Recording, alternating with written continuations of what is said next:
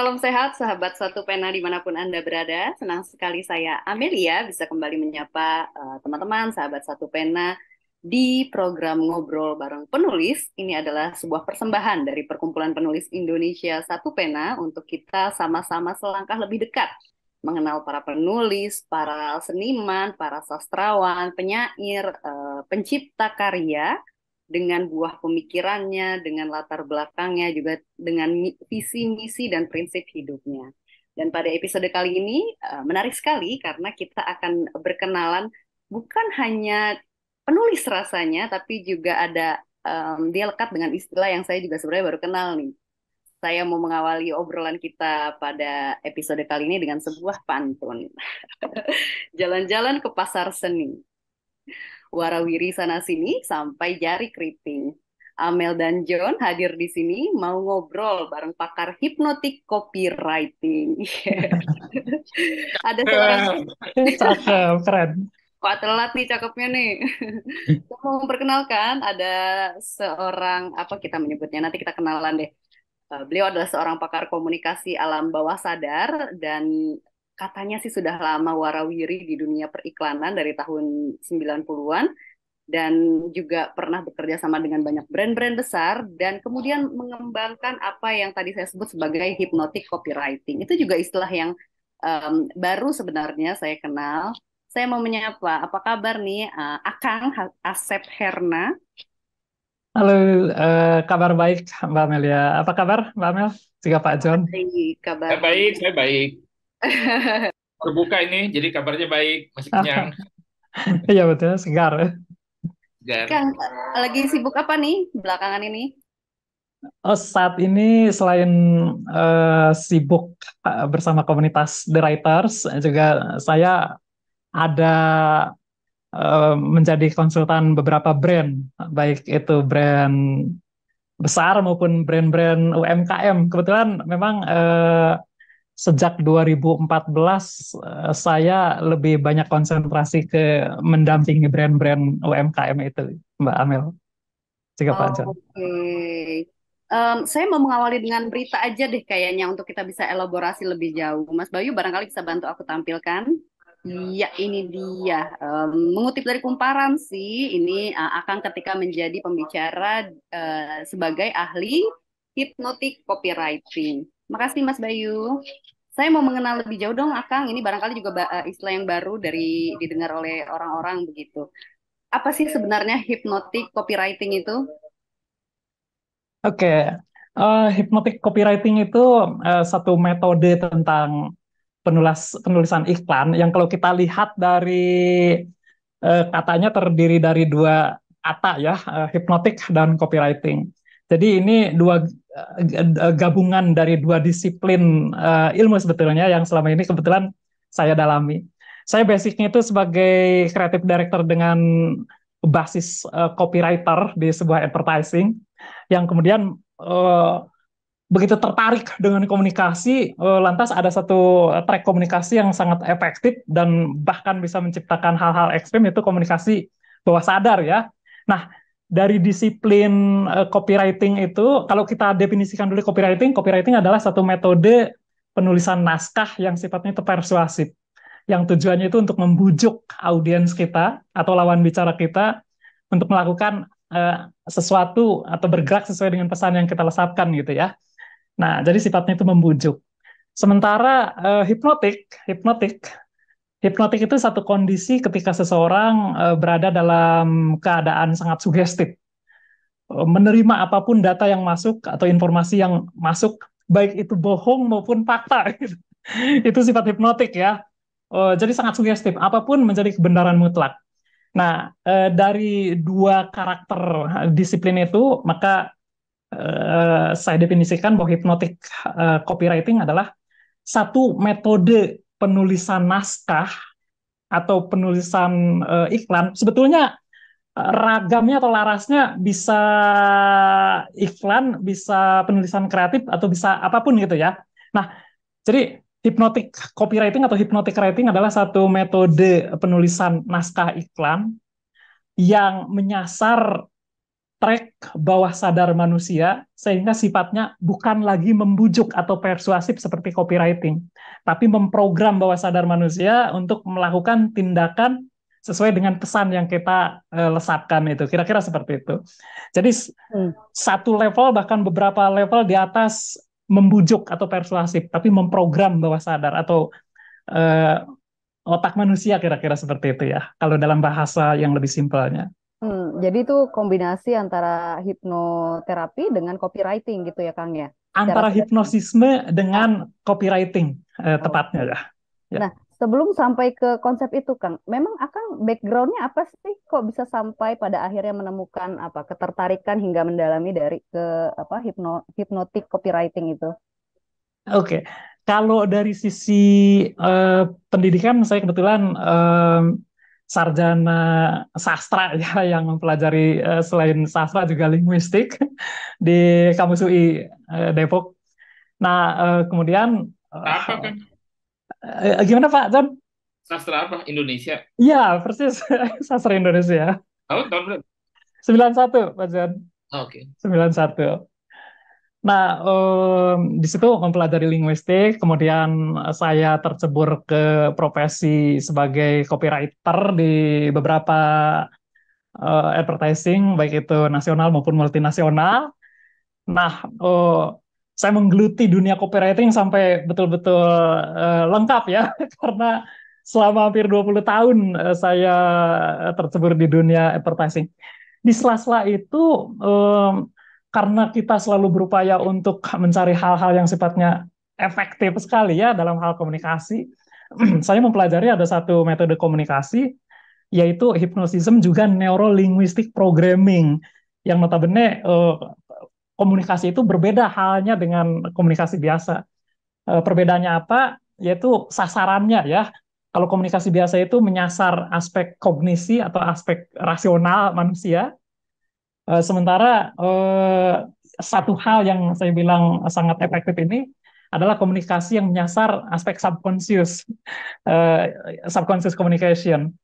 Nah, di kita subconscious communication itu sangat identik dengan istilah hypnotism atau ada lagi neurolinguistic programming gitu.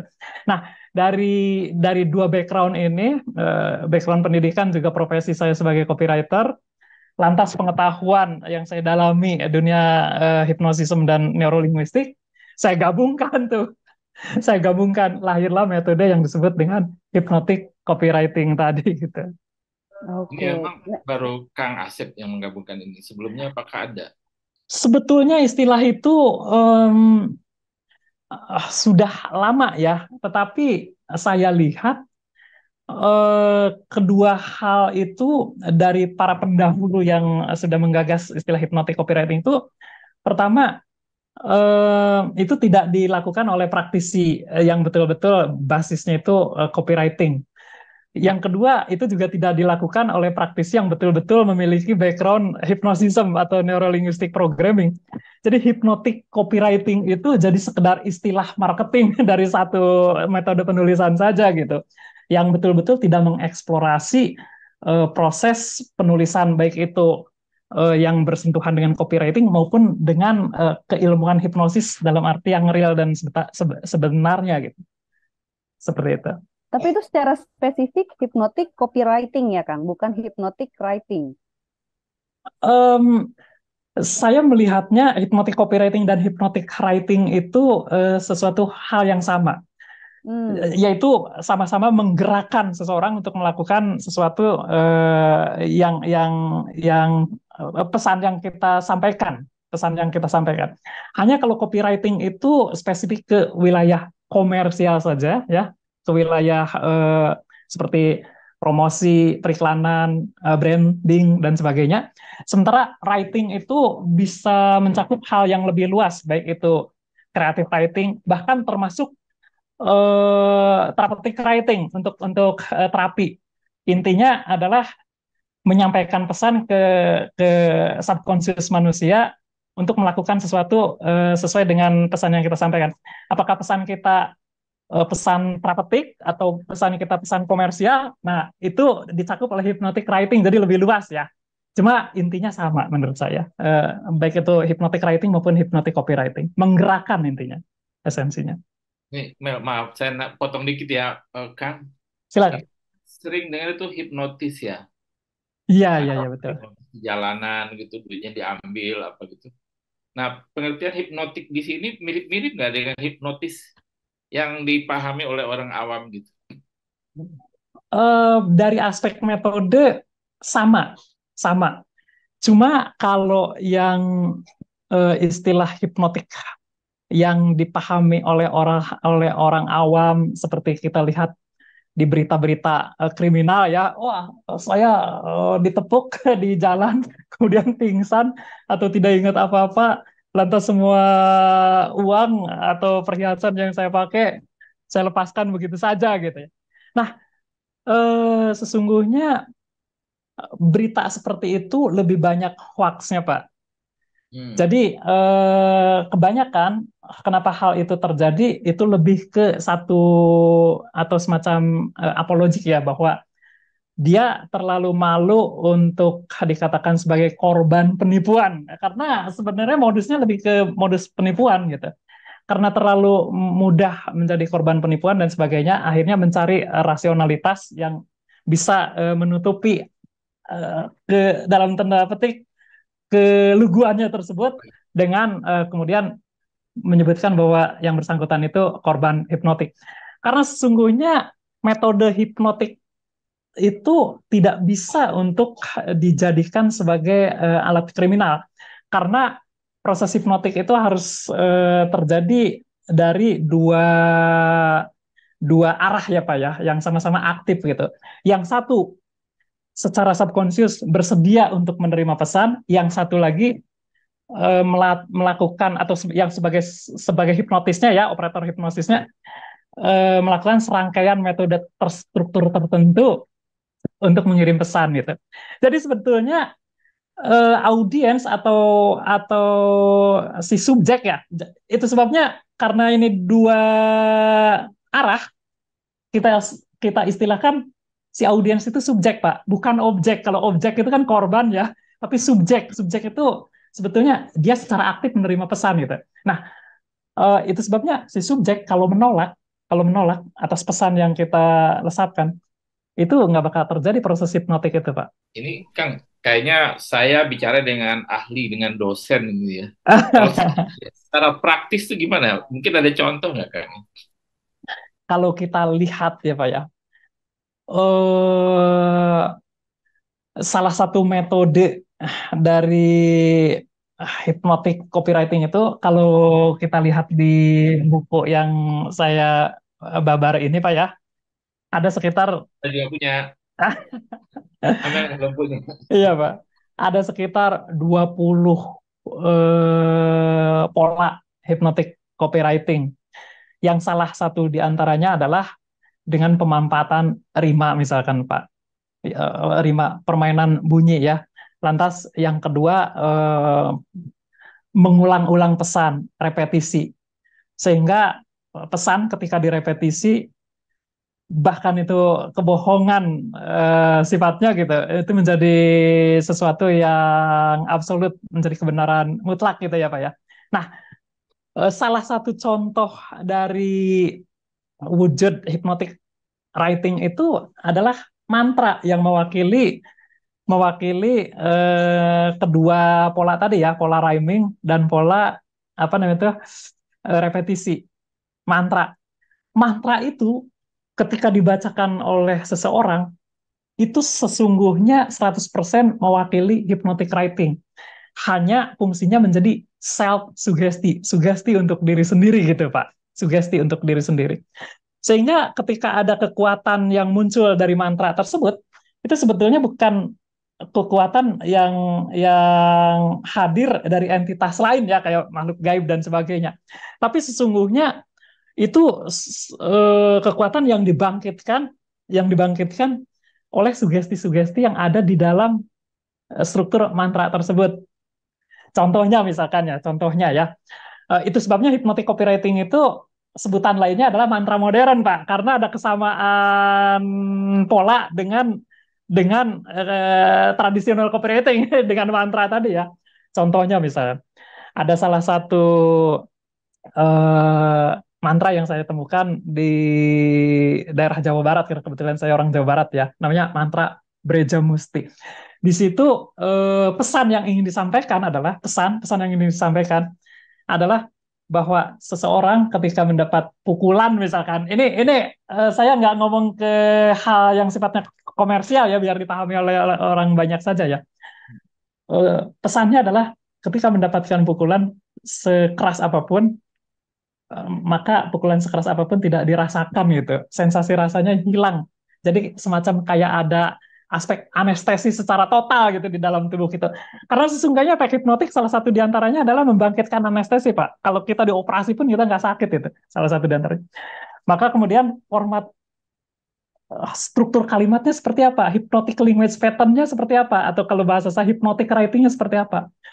Tiba-tiba tuh si para pencipta mantra tersebut menyusun permainan bunyi maupun repetisi. Kayak misalkan, dug hulu tanding kapuk, dug hampang tanding kapas, hulu batu sarebu, badan batu salaksa, ya aing aji preja musti.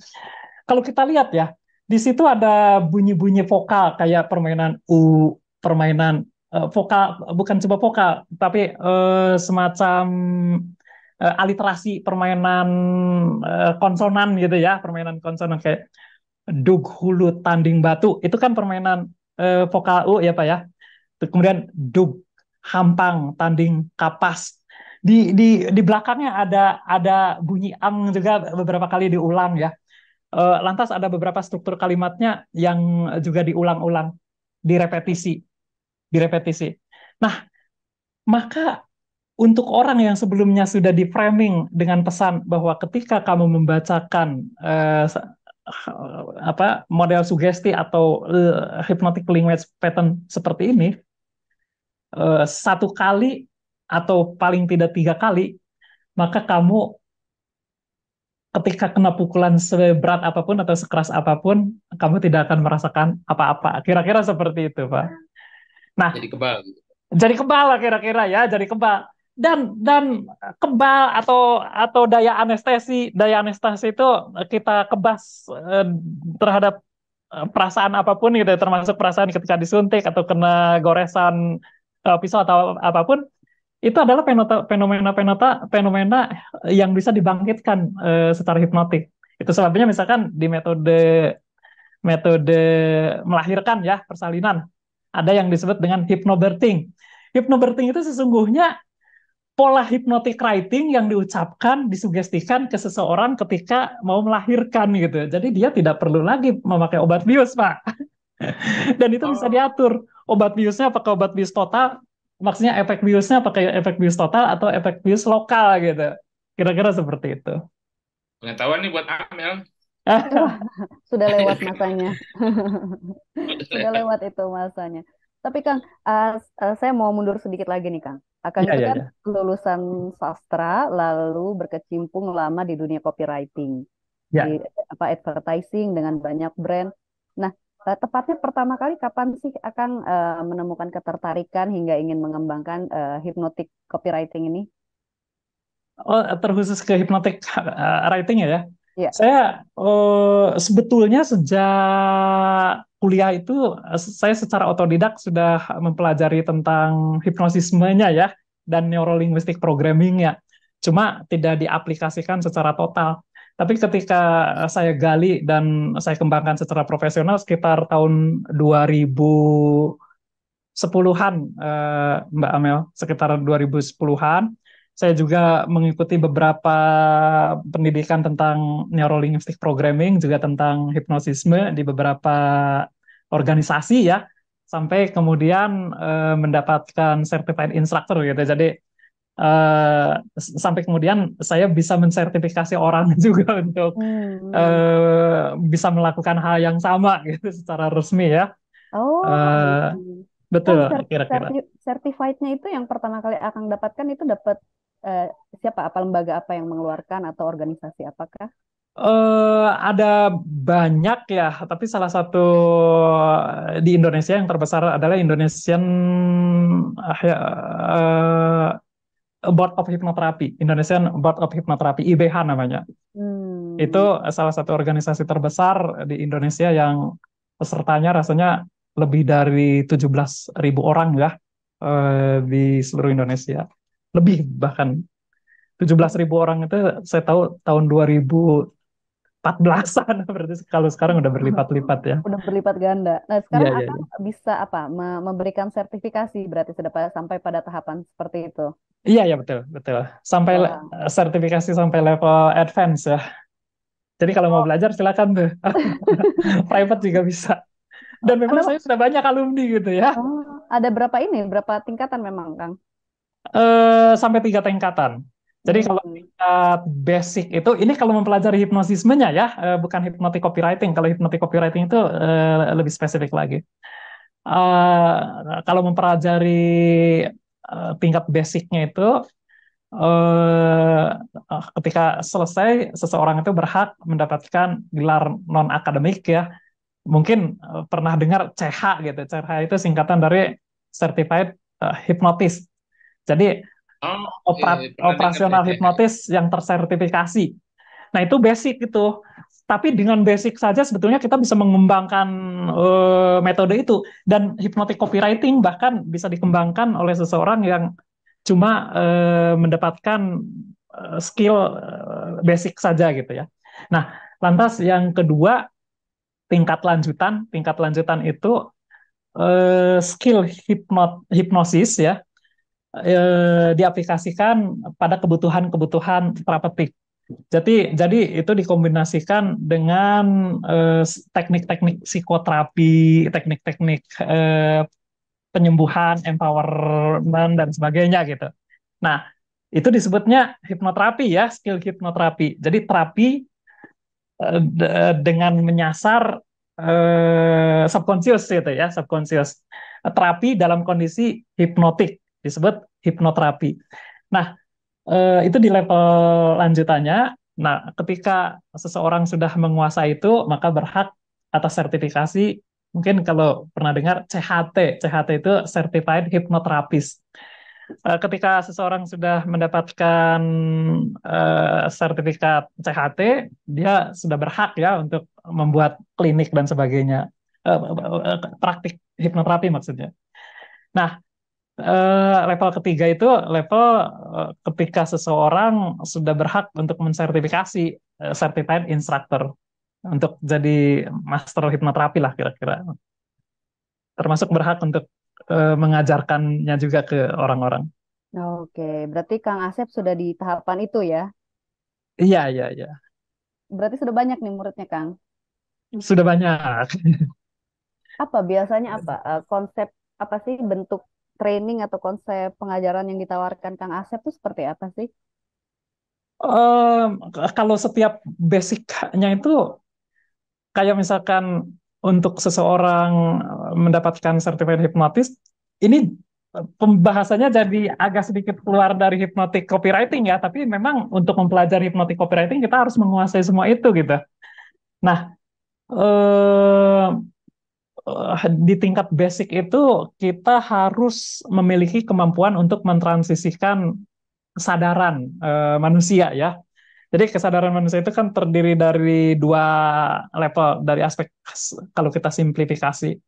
Pertama, kesadaran normal ya, seperti kayak kita saat ini nih lagi bicara. Kesadaran normal itu kesadaran yang dikuasai oleh rasionalitas kita, di mana critical factor kita itu aktif. Contohnya misalkan, ketika saya tadi membicarakan tentang metode hypnotic copywriting, misalnya, tiba-tiba Pak John dalam pikiran itu, masa sih seperti itu? Wah, dalam dalam aspek komunikasi yang aku baca di buku, rasanya itu keliru. Nah, ucapan-ucapan seperti itu atau pertanyaan-pertanyaan seperti itu ucapan atau pertanyaan yang dikendalikan oleh critical factor Pak John gitu ya. Jadi sesuatu yang sifatnya mereject data-data. Nah, itu kondisi ketika kita berada di dalam kesadaran normal atau conscious mind di mana rasionalitas kita aktif. Nah, level kesadaran yang kedua adalah subconscious mind. Subconscious mind. Subconscious mind itu indikasinya itu critical factor seseorang istirahat. Critical factor seseorang itu kondisi dalam keadaan istirahat. Jadi faktor rasionalitas, oh, daya rejection seseorang itu diistirahatkan. Nah, ketika critical factor seseorang itu istirahat, maka data apapun yang masuk ke orang tersebut, dia meluncur masuk ke dalam subconscious menjadi program perilaku hidup orang tersebut gitu. Karena tidak ada yang reject, tidak ada yang menangkal, tidak ada bentengnya. Karena bentengnya sedang istirahat si critical factor tadi. Nah, itu adalah kondisi hipnotik tuh yang di kesadaran subconscious tadi. Nah, pelajaran pertama untuk menjadi seorang certified hypnotist adalah bagaimana dia memiliki skill untuk mengistirahatkan si critical factor tadi. Sehingga sehingga critical factor tadi itu tidak aktif gitu. Pada saat tidak aktif, semua data yang kita keluarkan, semua data yang kita komunikasikan itu masuk ke dalam subconscious menjadi program perilaku si subjek kita. Kira-kira seperti Nggak itu. ketiduran dia, kan begitu.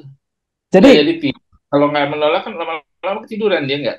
oh iya ya, nah apa namanya yang namanya ketiduran itu dalam arti bukan tidur ya, oh ya, tidur hipnotik itu bukan tidur karena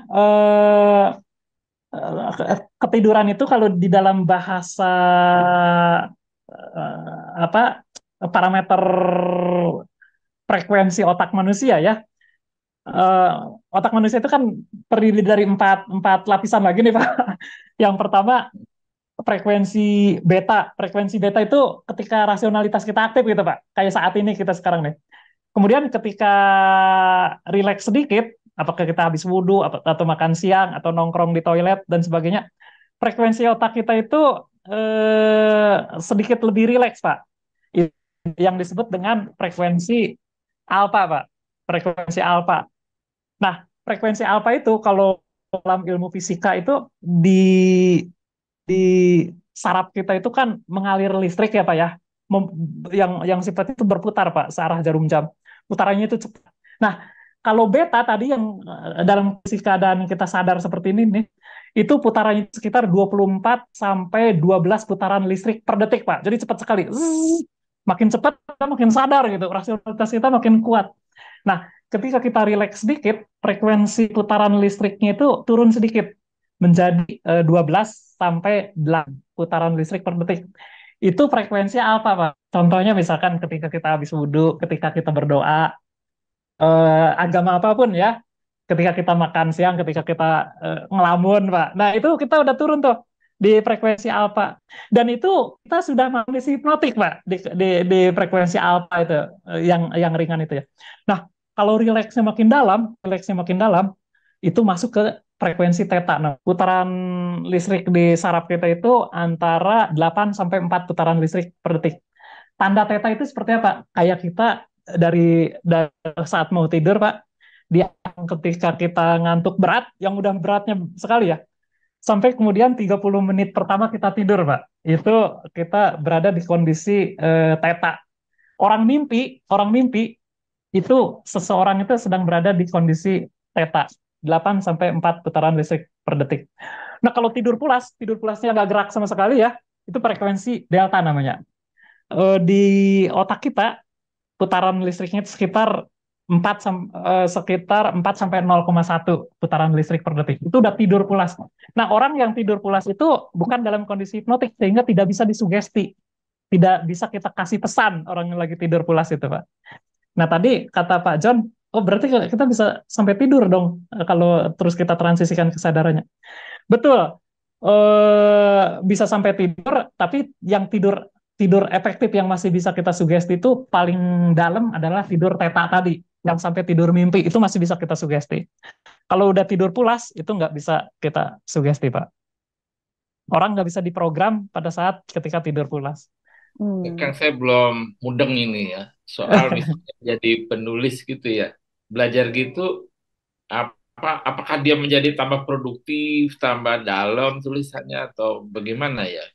Maksudnya manfaat konkret yang dirasakan oleh para penulis jika dia menerapkan hypnotic copywriting atau ya semacam itu. Ya, ya. Apa yang benefit buat dia? Oke. Kalau untuk penulis, hypnotic copywriting karena tujuannya adalah untuk menggerakkan audiens ya Pak ya. Jadi impact yang dirasakan itu bukan oleh diri kita sebagai penulisnya, tapi oleh audiens kita pembacanya gitu. Jadi memang hypnotic copywriting tujuannya adalah untuk menggerakkan seseorang. Menggerakkan itu kayak seperti apa? Menggerakkan itu misalkan sesederhana dari aspek emosinya. Dengan kita menggunakan teknik hypnotic copywriting, permainan rhyming, permainan repetisi, ada yang namanya presuposisi. Presuposisi itu semacam framing bahwa seseorang di waktu tertentu, di menit tertentu, dalam ruang tertentu, dia mengalami kondisi emosional tertentu. Itu presuposisi ya, Pak.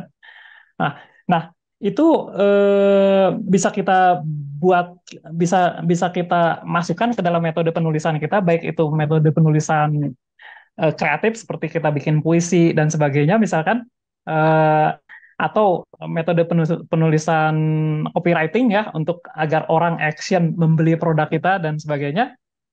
Nah, jadi impact hypnotic copywriting itu bukan untuk si penulisnya tapi untuk si pembacanya, pembacanya. Ada Pak satu metode lagi yang betul-betul berimpact pada si penulisnya, yaitu automatic writing. Automatic writing itu berbeda dengan hypnotic writing. Kalau hypnotic writing itu tujuannya untuk menggerakkan audiens kita, baik itu pembaca maupun audiens komersial kita ya. Kalau automatic writing uh, itu tujuannya kita berproses kreatif di wilayah subconscious mind kita, Pak. Sehingga efeknya ketika kita masuk ke dalam subconscious mind kita, lantas kita berproses kreatif, maka yang terjadi adalah ide-ide kita menjadi deras karena ide-ide kita lepas dari intervensi rasionalitas diri kita sendiri, dari proses ketakutan, prinsip benar dan salah dalam proses menulis, dari kebekuan, dari kekakuan, karena kita lebih bebas menulis lepas dari ketakutan-ketakutan semua itu. Itu proses automatic writing, Pak. Nah, untuk proses kreatif, kita menggunakan teknik automatic writing, tapi untuk efektivitas komunikasi, kita menggunakan hypnotic copywriting atau hypnotic writing. Oke, sekarang Jadi saya paham. fungsinya berbeda ya. Itu biasanya yang ikut pelatihan Akang itu apa motivasinya? Apakah memang untuk apa bergelut aktivitasnya itu bergelut di dunia tulis menulis atau memang advertising dan segala macam atau ada lingkup yang lain tuh Kang? Um, ada lingkup yang lain. Yang paling pertama adalah orang-orang yang memang bergerak di bidang advertising dan branding ya. Itu yang paling utama, yang paling merasakan impact-nya dari hypnotic copywriting. Karena proses branding, proses advertising, proses bikin iklan adalah proses bagaimana kita menancapkan sebuah narasi, mengubah sebuah persepsi atau memperkuat sebuah persepsi, lantas menggerakkan si audiens untuk kemudian jatuh cinta pada brand kita atau membeli produk kita dan sebagainya ya. Itu yang pertama, yang paling berkepentingan itu memang orang-orang yang memiliki brand ya, memiliki brand komunikasi komersial. Tapi kemudian hal ini banyak diminati juga oleh para penulis kreatif ya, baik itu penulis lirik, penulis novel. Bayangkan ketika kita memiliki sebuah tujuan, kita ingin menciptakan efek dari pembaca, efek tertentu, maka proses metode hypnotic copywriting itu bisa kita masukkan di dalamnya gitu. Sebagai contoh misalkan ya, anak saya itu kebetulan sekolah musik, musisi lah gitu ya, baik itu musik komersial seperti jingle dan sebagainya. dia mempelajari hypnotic copywriting dengan dalam untuk kebutuhan menciptakan lirik-lirik lagunya, baik itu untuk tujuan komersial yang kita sebut dengan jingle maupun lagu-lagu pada umumnya ya. Oh, nah, kepentingannya apa? Kepentingannya si anak saya kebetulan mendalami musiknya itu musik dengan menggunakan frekuensi tertentu, jadi ada sinerginya, ada kesamaannya dengan saya gitu ya, ada kesamaan minatnya gitu.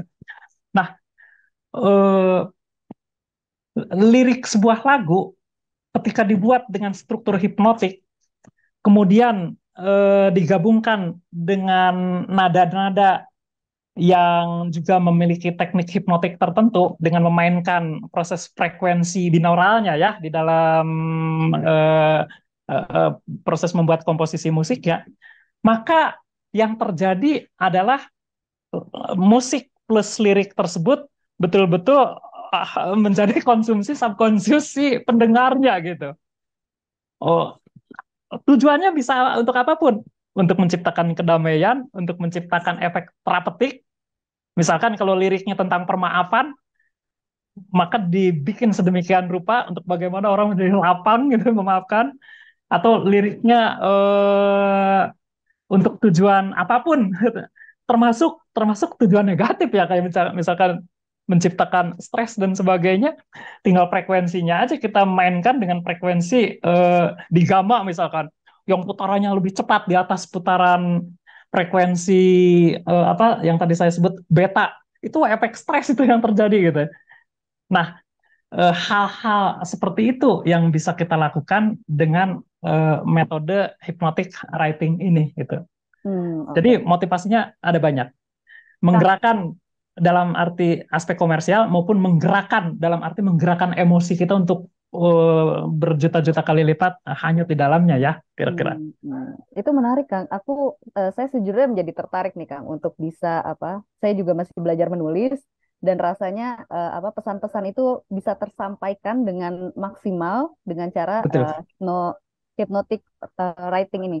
Tapi Ya, kan ya. permasalahannya adalah ketika misalnya saya mau belajar ke Akang nih mengenai hypnotic copywriting, Ya, berarti pintu masuknya adalah yang pertama harus saya lakukan adalah merelakan untuk bisa menidurkan apa tadi daya kritis atau apa tadi ya iya, istilahnya ya, ya. betul, betul. Nah, Daya krisis, critical factor Karen. istilahnya. critical factor. Nah, itu Betul. tuh kalau masih ada denial dari saya berarti sama sekali nggak bisa tuh pintu dibuka ya. Denial dari saya itu dari operator penulisnya atau Dari dari saya audiensnya? dari saya selaku misalnya peserta ingin ikut belajar ke Akang gitu.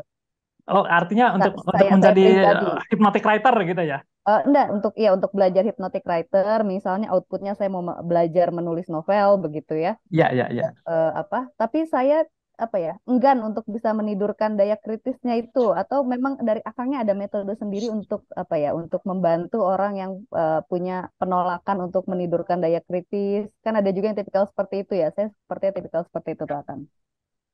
Oke. Balik ya, mestinya Amel belajar automatic writing sih, Bisa Oh, dua-duanya, Pak. buat oh penulis ya, gitu. Bisa dua-duanya. kedua-duanya. Iya. Mbak Amel bisa belajar hypnotic writing dengan tujuan untuk menciptakan tulisan-tulisan yang powerful, yang punya efek terhadap audiensnya gitu. Efek apapun ya, sesuai dengan motivasi Mbak Amel tentunya ya. Bahkan efek politis juga bisa gitu. Nah, kalau automatic writing, bagaimana Mbak Amel kemudian menjadi deras dengan ide-ide dalam proses kreatifnya seperti itu. Nah, memang denial itu eh, apa menjadi satu hambatan besar tentunya, apalagi untuk orang yang mau mempelajari keilmuan itu, karena proses menulis itu kalau dalam perspektif hypnotic writing adalah proses memberikan atau mengkoneksikan emosi kita dengan emosi audiens. Artinya emosi kita juga harus penuh gitu, harus total di dalamnya gitu. Artinya apa? Penolakan terhadap metode ini itu akan sedikit mengurangi apa namanya totalitas emosi kita ya ketika kita menyampaikan pesan terhadap audiens. Tapi menurut saya Justru yang perlu diutak-atik adalah bagaimana state emosi si audiensnya, bukan operatornya gitu ya. Karena bagaimana seseorang mau menjadi operator hypnotic writing atau mendapat keilmuan hypnotic writing kalau Dia yang menolak ya. bersangkutan tidak mau mempelajarinya, kan itu proses ingin mempelajari itu artinya ada minat Nah, ya untuk mempelajari secara total keilmuan tersebut. Ya, Begitu. oke, oke, paham. Eh, saya mau putarkan satu video, Kang Asep, Silakan. buat bantu Mas Bayu. Ya. Belum. Kapanpun bisa Anda hadirkan. Oh. Sesederhana Anda menyiapkan diri untuk memasuki kondisi sangat rileks seperti ini, kondisi detil seperti ini, dengan menghitung mundur dari 10 sampai 1, kapanpun, dimanapun, ketika Anda menginginkan masuk ke kondisi yang sangat rileks dalam seperti ini, Anda tinggal. Makasih Mas Bayu. Untuk Anda Kang, itu apakah bagian dari pelatihan atau itu bentuk lain dari pelatihannya, Kang? Itu proses membimbing automatic writing. Oke. Jadi salah satu komunitas ingin mencoba automatic writing ya. Eh, nah, proses yang tadi adalah proses mentransisikan kesadaran si audiens dari beta yang critical factor-nya aktif seperti tadi saya sebutkan, ke kondisi alfa atau theta, ke kondisi subconscious mindnya dia gitu ya. Sehingga dengan ketika dia sudah masuk ke kondisi hypnotic state, otomatis mereka bisa saya sugesti untuk mampu menggerakkan jari-jari tangannya itu terkoneksi langsung ke subconscious mereka. Perlu diketahui bahwa subconscious itu adalah gudang memori, gudang data, gudang ide. Jadi sejak kita lahir, bahkan jauh sebelum lahir, ya dipercayai seperti itu, sampai detik ini, semua data, semua memori, termasuk ibu kita pada proses melahirkannya pakai baju seperti apa, kemudian ada berapa orang di ruangan, itu bisa kenali, bisa kita runut kembali gitu, karena bagian dari memori kita saat itu. Nah, proses tadi adalah proses ketika memasukkan atau mentransisikan kesadaran dari beta ke hypnosis state, sehingga mereka bisa mengakses gudang memorinya itu gitu, dan gudang memorinya disalurkan ke jari-jari tangannya, sehingga memorinya itu dia tumpahkan, dia tuliskan lewat gerakan jari tangannya. Itu yang disebut dengan ideomotor response. Ideomotor response itu adalah koneksi subconscious ya, yang kemudian ditransmisikan lewat transmitter saraf-saraf manusia sampai ke saraf-saraf otot kecil di jari tangannya. Jadilah bentuk gerakan tangan otomatis gitu. Kalau di dalam pemahaman awam kira-kira seperti ini.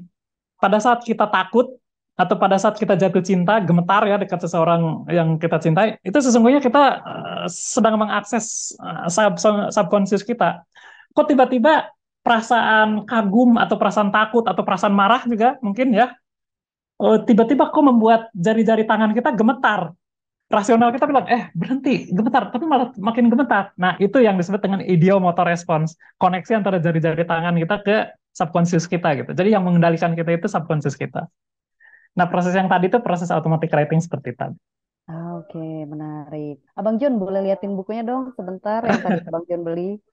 Aku mau nanya, ya kalau yang The Power of Hypnotic Copywriting, apa Ya, yang akan tuangkan di situ?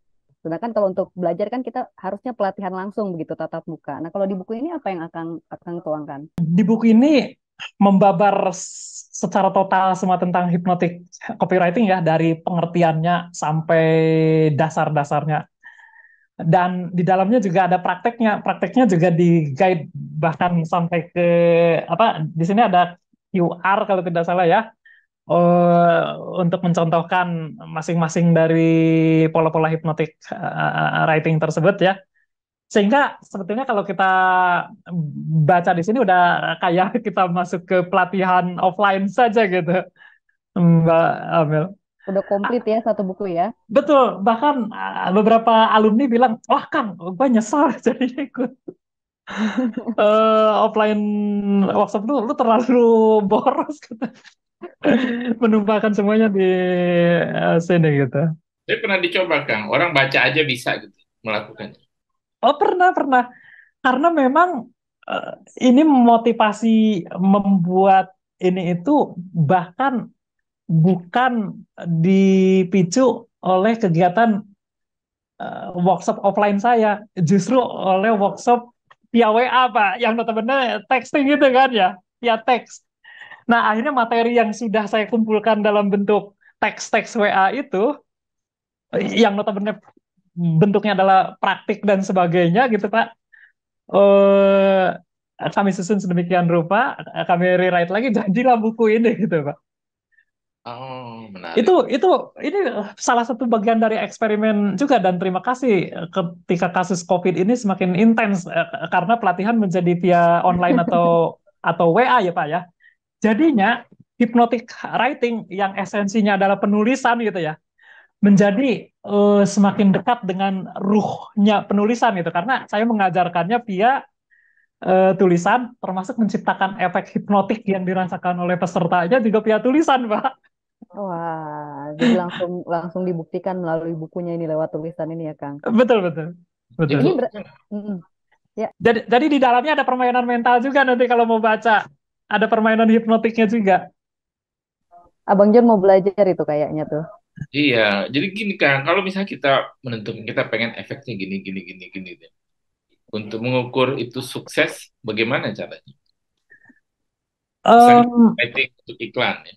ya, Kita ingin konsumen itu membeli produk yang akan kita tulis dalam copywriting itu kita udah masukkan ininya hipnotiknya. Kemudian bagaimana mengukurnya? Kalau iklan mungkin gampang ya, ada statistiknya ya. Bukan iklan, ada yang lain ya. iya. Misalnya gini, gini lah, saya mau ngomong nih sama Amel misalnya, bagaimana supaya Amel mau datang ke rumah saya gitu. Sudah, Nah, itu termasuk hypnotic copywriting. iya betul. Dengan cara tertentu, dengan struktur tertentu ya. Hmm. Misalkan taruhlah kita menggunakan salah satu metode yang kita sebut dengan presuposisi, misalkan. Ini yang dipakai oleh iklan Sprite versi Cak Lontong, pernah dengar ya? Iklan Sprite Iya, versi Cak pernah, Lontong pernah, ya. pernah, Hey pernah. guys, apa betul? Cuma ngelihat apa sprinkle apa bubble-bubble aja kamu merasa segar dan sebagainya. Itu teknik presuposisi.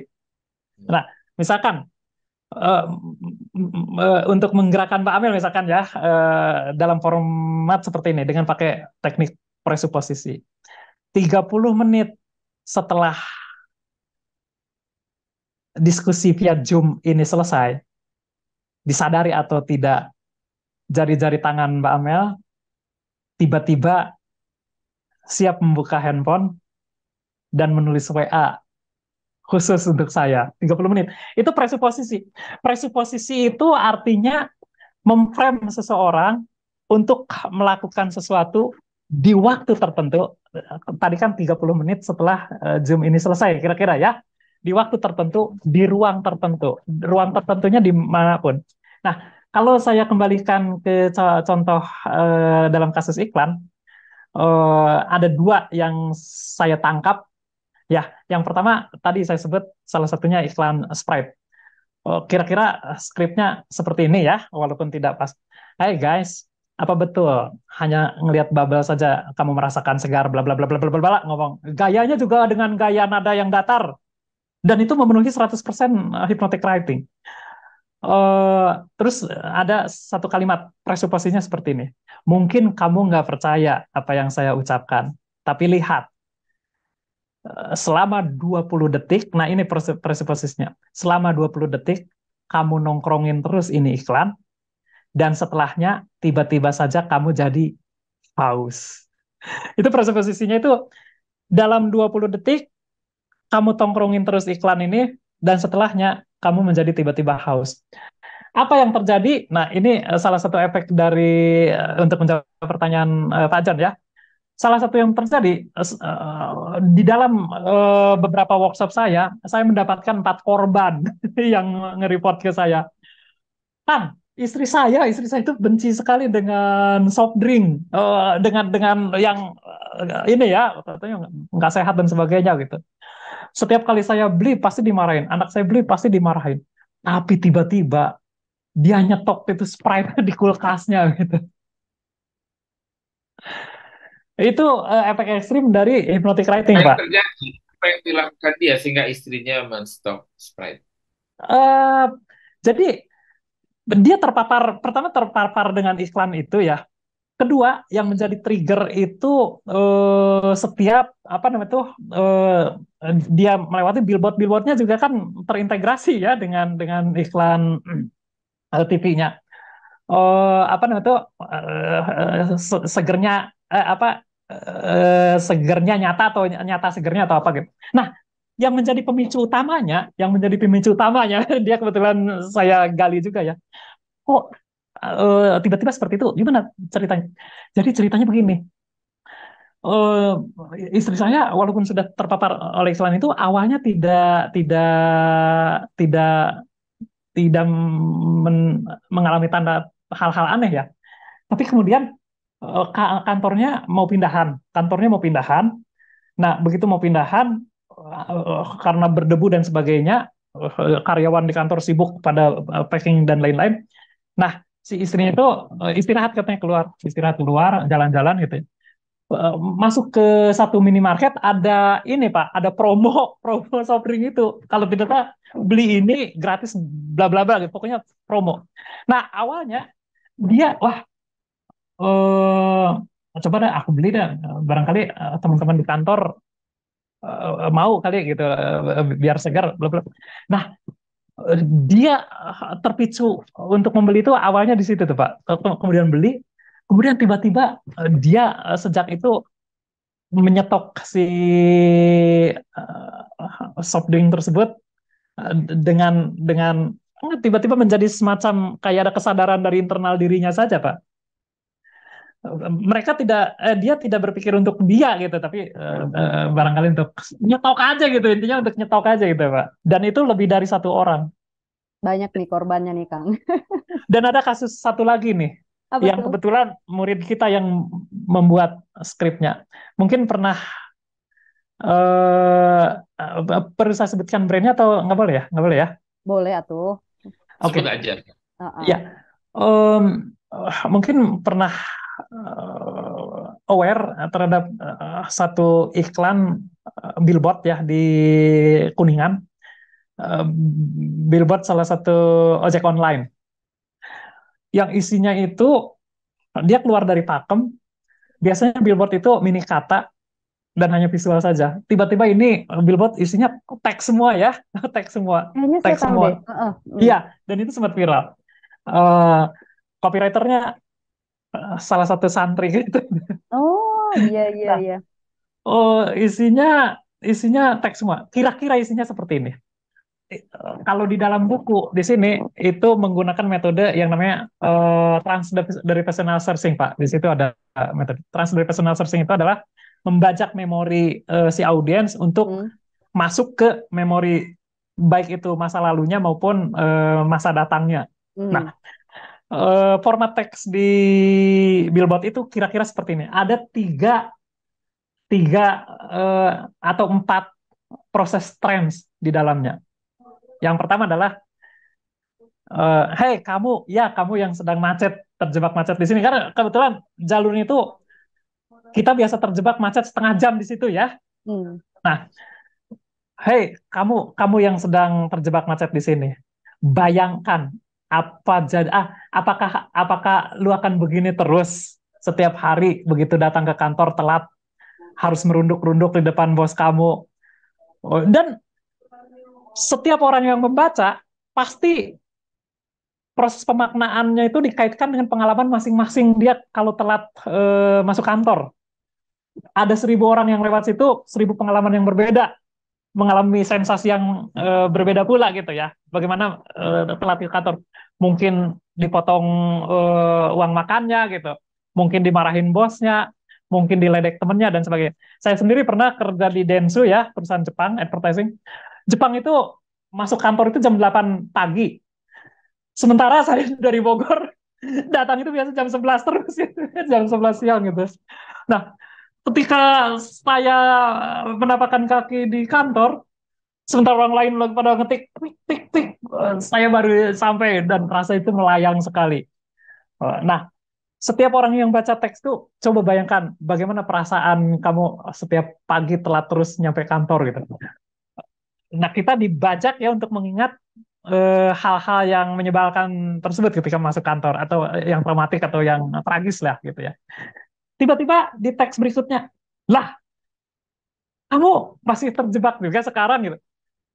Bayangkan ya, ketika si orang yang lewat di situ membaca teks billboard, dibawa ingatannya ke momen pengalamannya masa lalu ketika dia sering datang telat, terus dikejutkan dengan, lah, lu kok masih terjebak di sini juga gitu ya. Dikejutkan ke masa saat ini lagi gitu.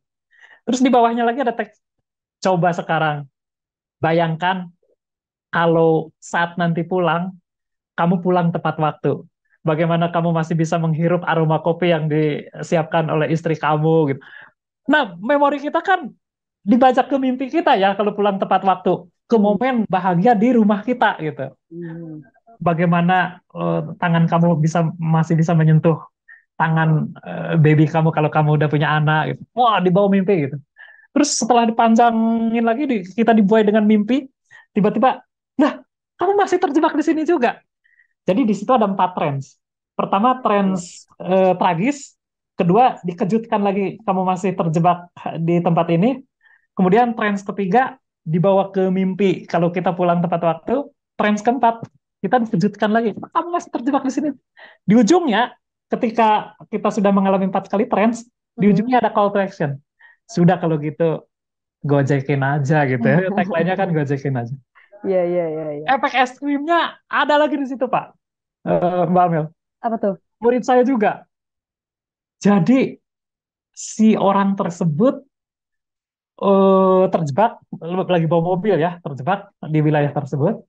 Terus sempat baca ini gitu, dibawa ke pengalaman kalau kalau dia telat ngantor, terus dilarikan lagi ke kenyataan saat ini di mana dia terjebak, dibawa lagi ke mimpi di rumahnya, ditarik lagi ke momen kali ini ketika kondisi masih semakin parah, lalu ada call to action, gojekan aja.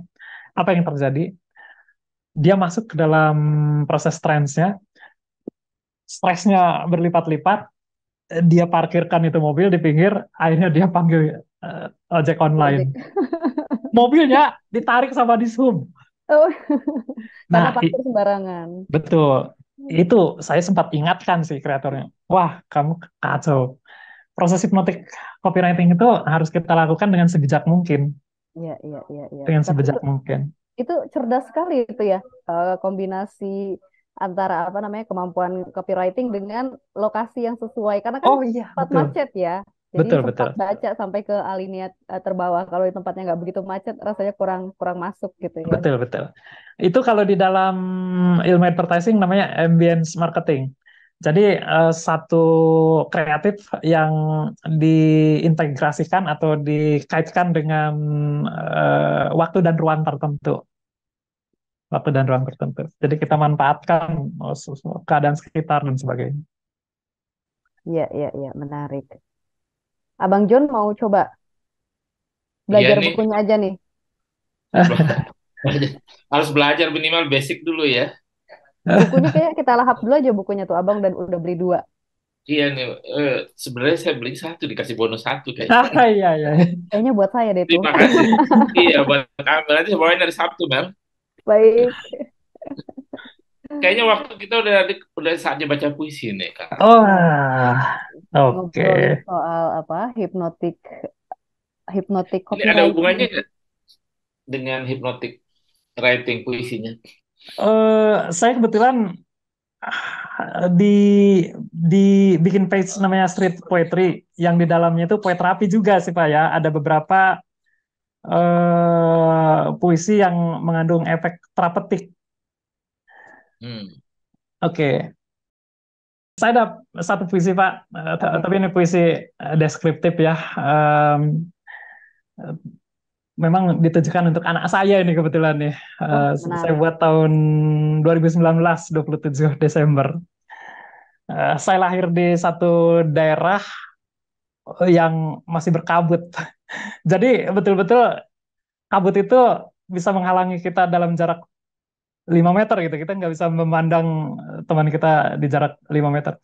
Sayangnya pengalaman indah seperti itu nggak dirasakan oleh anak saya gitu. Anak-anak urban gitu. Akhirnya saya kasih aja puisinya. Judulnya Sejarah Kabut ya. Sejarah kabut untuk Aura Diva Gita Reza. Bila kau mengenal kabut, ialah butir air yang diapungkan hangat. Kesukaannya menggigilkan pori-porimu. Hingga dulu ratusan tahun lalu aku mesti memintakanmu benang, menjadikannya kain untuk menjagaimu dari dinginnya. Ia begitu indah, meski warna putihnya mengepung pandanganmu dalam jarak yang amat dekat. Bila kelak kau ada di antaranya, kau bagai terpenjara dalam keindahan semesta, tersesat di ruang yang pekat, tak mengenal jarak, tak mengenal sekat. Maka inilah saatnya kau merapal saja kabut, mantra kelabu yang tersusun dari butiran sepi di bumi yang kau sebut sunyi. Begitu. Luar biasa, Kang Asep. Bukan cuma pandai hipnotik writing, copywriting, tapi juga pandai berpuisi nih. Keren Belajar. puisinya. Keren. Kenapa, Bang John? Puisinya bagus. Saya teringat jadi Sapardi ya. Berapa strukturnya mirip-mirip gitu. Idola saya Pak Samardi memang itu. Oh, Oke, Kang Asep, luar biasa. Terima kasih banyak untuk obrolannya pada episode kali ini. Banyak Terima kasih menginspirasi, juga. banyak membuka sudut pandang baru, terutama buat saya juga mengenai dan hypnotic saya copywriting. Untuk Abang John juga, untuk sahabat satu pena dimanapun Anda berada, semoga banyak insight baru dan juga sudut pandang dan inspirasi baru dari obrolan kita pada episode kali ini. Kita jumpa lagi di episode-episode selanjutnya, tentu dengan para penulis luar biasa lainnya dan juga dengan cerita-cerita mereka yang tidak kalah menarik. Akhir kata, salam sehat, salam literasi, dan sampai jumpa.